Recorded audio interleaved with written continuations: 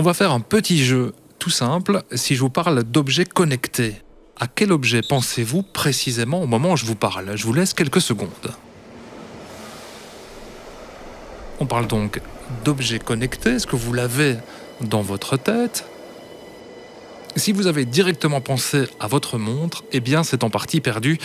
Oui, nous sommes évidemment dans le podcast de la SNCB, on va donc continuer à parler de train et d'Internet des objets.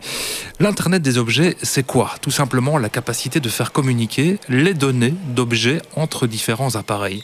Ça se développe tellement qu'on parle aujourd'hui d'une nouvelle forme d'Internet, impliquant donc une variété d'objets connectés.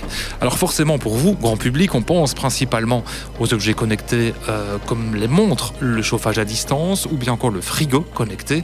Peu importe, en réalité, ces objets ne représentent qu'une infime partie du marché. Aujourd'hui, la plupart des usages d'Internet des objets s'adressent aux professionnels, tous secteurs confondus. La voiture de votre train tout entier même, n'y coupe pas, bien entendu. Elle communique une montagne de données qui peuvent être utilisées pour améliorer votre voyage au quotidien. Mon nom est Fabrice Lambert, je suis votre accompagnateur pour cet épisode sur le train et l'Internet des objets. Nous accueillons pour ce voyage Olivier Collige, responsable du développement des systèmes digitaux à la SNCB. Chers voyageurs, chères voyageuses, bienvenue à bord, le podcast de la SNCB. Bienvenue à bord, Olivier Collige, bonjour. Bonjour Fabrice. Vous êtes donc le responsable, pour le dire tout simplement, des projets de transformation et principalement digitaux au sein de la SNCB. Vous avez écouté attentivement cette introduction du podcast. Est-ce que c'est correct de dire qu'aujourd'hui le train peut être comparé à un objet connecté comme une maison, un frigo? Est-ce que c'est ça l'objectif de la SNCB? Est-ce que c'est juste dans un premier temps? Alors donc on est aujourd'hui effectivement dans une démarche où on essaie de collecter des informations qui peuvent être utiles pour rendre le voyage des clients de la SNCB plus ponctuel, toujours sécure. La ponctualité, la sécurité, comment s'inscrit véritablement cette réflexion sur ce qu'on appelle l'Internet des objets au sein de la SNCB? Est-ce que c'est véritablement quelque chose qui vient d'émerger depuis quelques années ou bien ça fait déjà un bon petit temps où on se tourne vers cette connexion des objets au sein de l'entreprise? On a effectivement déjà depuis quelques années une collecte d'informations, donc on y reviendra dans la discussion sur des données GPS qui permettent de localiser du matériel roulant, mais on a de plus en plus une utilisation intelligente de ces informations pour pouvoir prendre des décisions et donner, améliorer la qualité de la conduite de nos conducteurs ou améliorer l'information vers les voyageurs. Le challenge, évidemment, on en parlera dans ce podcast, on voit de plus en plus de convois, vous l'expliquerez, des voitures de la SNCB, des trains qui sont effectivement connectés, notamment par des signaux GPS. On verra dans un instant à quoi ça sert au juste. Mais l'importance de ce qu'on appelle le big data, ces données récoltées par l'entreprise, c'est ça aussi le cœur du projet de la SNCB quand on parle de digitalisation, c'est mettre la main sur un maximum d'informations qui concernent à la fois les voyageurs, mais aussi tout travailleur au sein de la SNCB. Donc la SNCB est une très grande entreprise, on a plusieurs directions. On a effectivement aujourd'hui au sein des équipes IT de la SNCB un projet qui vise à constituer un lac, un pot où on retrouve des données qui ont été stockées et des données qui sont propres, qui peuvent être utiles à différentes directions, différentes activités.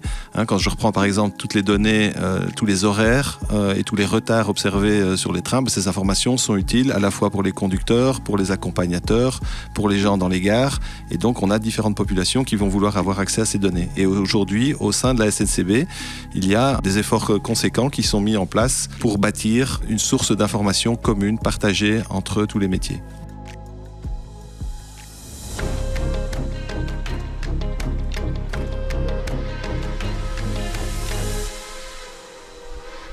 On peut se demander d'ailleurs quels sont les types de données que vous récoltez au sein d'une entreprise comme la SNCB. Vous avez en partie parlé des horaires ici, Olivier Collige. On pourrait se demander, quelles sont les données, les chiffres que peut recueillir une entreprise comme la SNCB? On va aller chercher beaucoup d'informations d'une part du côté d'Infrabel. Donc effectivement, Infrabel qui est le responsable du réseau nous définit les horaires et les heures, les minutes auxquelles on peut utiliser telle voie ou telle voie pour réaliser nos parcours avec nos trains. Et donc enregistre également les retards qu'on observe sur les trains. toutes ces données sont récupérées. En échange, nous, on va leur donner quelles sont les données de composition de nos trains. Donc, quelle est la longueur du train, quel est le nombre de passagers qui sont repris dans le train, enfin le nombre de places assises qui sont disponibles dans le train. On va avoir des données, par exemple, qui sont nécessaires également pour connaître est-ce qu'il y a des personnes à mobilité réduite qui sont embarquées dans le train. Et donc, est-ce que le train va avoir besoin d'un plus ou moins long temps d'attente en gare parce que cette personne à mobilité réduite doit descendre et donc l'arrêt va être plus long que ce qui est prévu normalement dans l'horaire. On a besoin d'informations sur éventuellement le nombre de tickets vendus à une gare à un moment bien défini pour pouvoir prévoir est-ce qu'il y a un risque d'un pic de voyageurs et donc où la capacité du train ne serait pas suffisante. Enfin, il y a énormément de sortes d'informations qui sont collectées. Les prestations des gens, qu'est-ce qui est prévu dans leurs prestations et donc quel est l'horaire de chaque conducteur. Quand on a un train qui est en retard, que le conducteur ne peut pas assurer un train suivant par exemple, on va devoir rechercher dans les prestations d'autres conducteurs. Voilà, toutes des informations. La sécurité, peut-être, on verra dans quelle mesure aussi.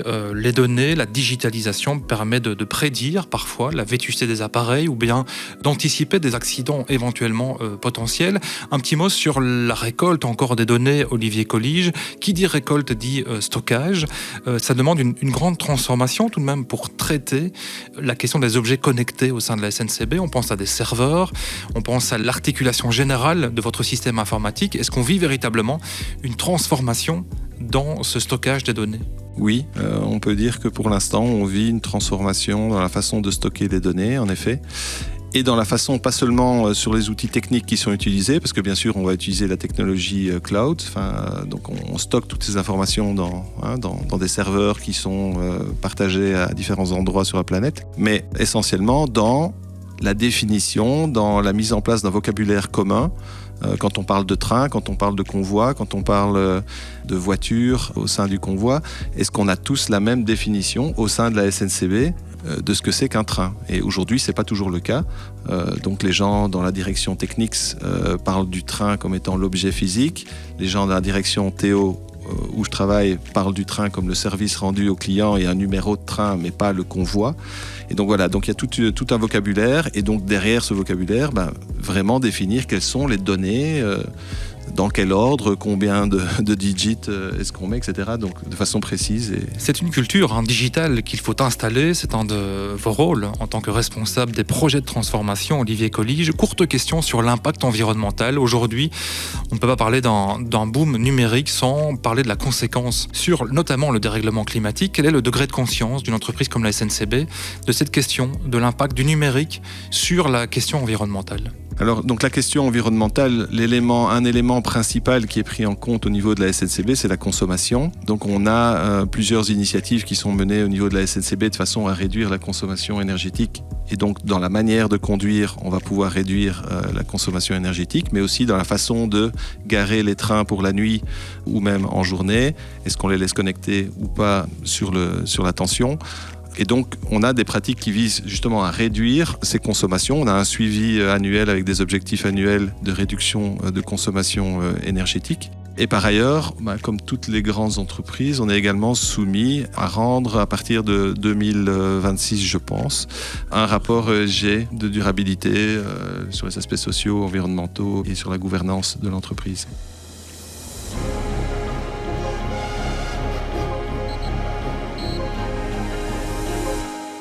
On va se permettre, Olivier Collige, de faire un focus sur le GPS.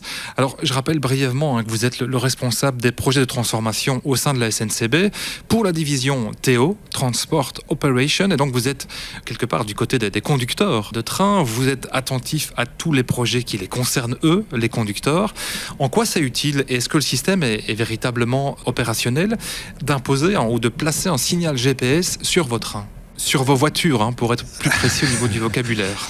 Alors justement, donc, en fait, au niveau du matériel roulant à la SNCB, on retrouve 3 types de matériel.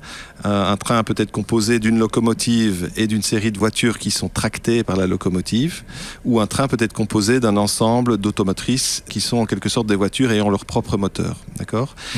À l'heure actuelle, et depuis plus d'une dizaine d'années, nos locomotives et nos automotrices sont équipées d'un boîtier installé dans ces véhicules qui envoie les informations GPS du matériel roulant vers un serveur commun. Les voitures, elles, jusqu'à présent, jusqu'en 2021, n'étaient équipées d'aucun instrument particulier et on n'avait donc pas de géolocalisation de ces voitures. Sorte de boîte noire, c'est comme ça qu'on pourrait résumer ? Alors, un petit boîtier gêné, on va revenir parce que la boîte noire des avions, on l'utilise aussi. C'est un autre équipement qui se trouve dans les postes de conduite où là, de façon légale, tous les constructeurs sont obligés de mettre une boîte noire qui va enregistrer tous les mouvements du train, mais qui n'envoie pas de signal GPS en l'occurrence. Là, c'est pour de l'analyse post-mortem. Donc si on revient sur les GPS, donc on a utilisé pendant une dizaine d'années ces GPS pour signaler où se trouve en Belgique, à quel endroit nos locomotives et notre matériel roulant. En 2021, on a fait le constat que la composition de nos convois et donc les annonces en gare que l'on pouvait faire pour nos voyageurs, pour leur annoncer où se trouve la première classe, où se trouve le compartiment vélo, où se trouve la voiture pour les personnes à mobilité réduite, n'étaient pas suffisamment fiables du fait qu'on ne disposait que d'une composition digitale que l'on pouvait communiquer pour la veille du départ. Et tous les événements qui se passaient pendant la journée ne pouvaient pas être pris en compte. Et donc, on a décidé d'améliorer la qualité de l'information qu'on avait à disposition en utilisant ces informations GPS et sur base d'un algorithme, en calculant quelle était la composition réelle au temps T, à l'instant présent, d'un convoi, de façon à pouvoir le communiquer aux voyageurs. Et pour faire cela, on a commencé à intégrer dans nos voitures un nouveau boîtier qui émet également un signal GPS, etc. et dont l'installation sera terminée en 2025. Mais déjà depuis le début de cette année 2024, on utilise l'algorithme et on a de meilleurs résultats sur la composition de nos trains et donc une meilleure information communiquée aux voyageurs.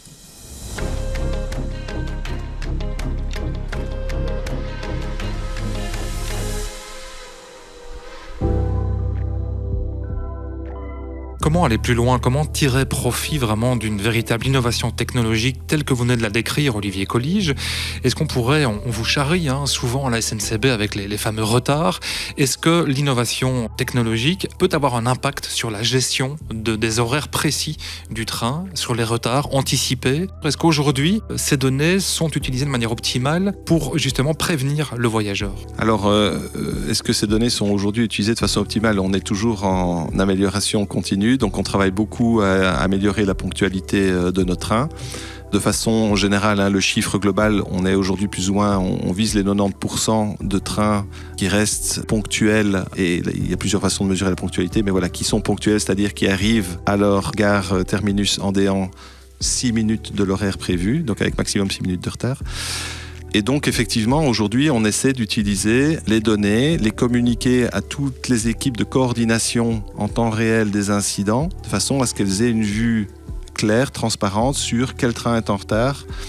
On essaie également de donner l'information aux conducteurs à travers une tablette qui accompagne les conducteurs pendant leur trajet et qui leur permet de voir, de leur donner des indications de vitesse à laquelle ils doivent rouler pour compenser ce retard. Donc c'est quelque chose qui est également pour l'instant en cours de développement et qui arrive sur les tablettes de nos conducteurs très prochainement.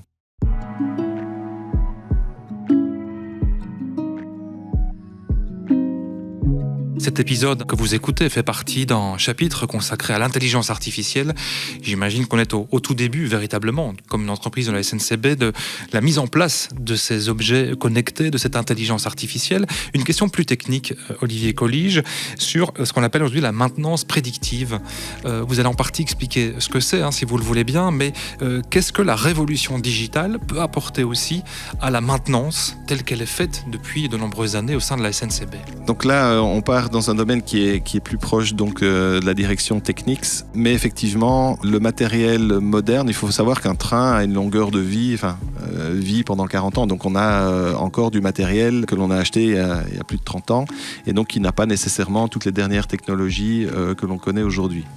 Donc on ne peut pas compter pour 100% de notre flotte sur des informations précises de télémétrie, mais en l'occurrence sur les derniers équipements, ou on va dire les équipements depuis une dizaine d'années, sont équipés de collecte d'informations de télémétrie et avec lesquels nos collègues de Technics travaillent pour effectivement identifier faire de la maintenance prédictive, essayer de prévenir des pannes futures sur base des comportements et des mesures obtenues via la télémétrie du matériel roulant.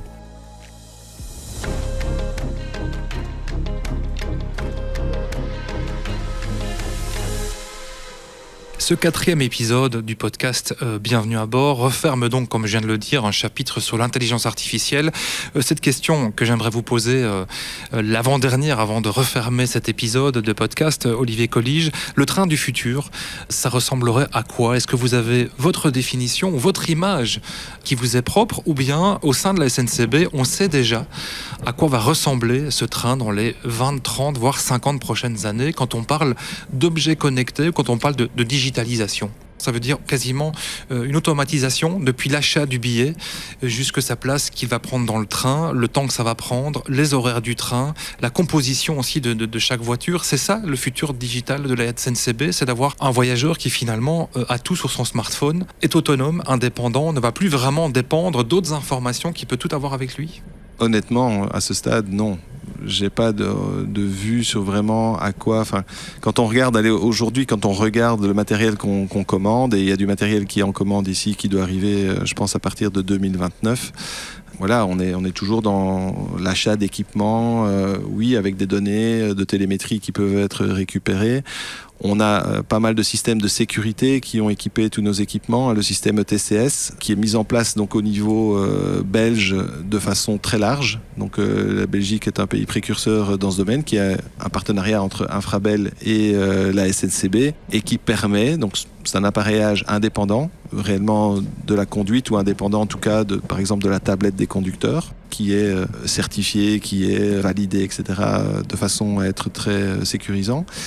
Et donc ce matériel permet de détecter si un conducteur passe un feu rouge et va arrêter le train avant qu'il n'arrive à un endroit où un impact serait possible. Donc il sécurise le train pour éviter des accidents, mais qui ne remplace pas le conducteur dans son activité de conduite. Enfin, c'est toujours le conducteur qui démarre, accélère, définit de rouler, regarde les signaux et conduit en fonction de la réglementation en vigueur. Donc, quelle est la prolongation par rapport à ce qu'on fait aujourd'hui ? Qu'est-ce qui va réellement changer ? À titre personnel, honnêtement, je ne vois pas énormément de changements pour le voyageur, si ce n'est qu'on vise à améliorer la ponctualité. Alors oui, sur le fait qu'un voyageur pourrait avoir un système dans son téléphone portable qui lui permette d'être directement comptabilisé lorsqu'il rentre dans le train, et éventuellement qu'il puisse automatiquement payer son trajet lorsqu'il rentre dans le train. Voilà, ça c'est des idées qui existent, mais il n'y a rien de tout ça qui aujourd'hui est très concret et où on a une vision bien claire dans 20 ans comment rouleront les trains. Merci d'avoir participé à cet épisode, Olivier Collige, sur les objets connectés. J'espère que vous en savez un petit peu plus et que l'objet connecté ne se résume pas à votre montre ou à votre frigo. On pose évidemment une toute dernière question un peu plus légère à nos invités dans ce podcast. Si vous êtes dans un train, Olivier Collige, on a parlé de digitalisation, d'objets connectés. Est-ce qu'on a plutôt tendance à vous voir avec votre tablette, ou bien vous profitez du voyage pour être justement déconnecté et regarder plutôt par la fenêtre, par exemple ? À titre personnel, c'est un moment pour moi pour lire mes mails et répondre aux mails. Donc je suis en général sur mon PC connecté. Merci beaucoup à vous, Olivier Collige. Merci à vous de nous avoir accompagnés dans ce 4e épisode de Bienvenue à bord. N'hésitez pas, évidemment, à partager ce podcast, à en parler autour de vous, à lui mettre des petites étoiles, à le suivre. On se retrouve tout bientôt pour une nouvelle aventure. D'ici là, bon voyage, évidemment, où que le rail vous porte. Et n'oubliez pas, vous êtes toujours bienvenue à bord.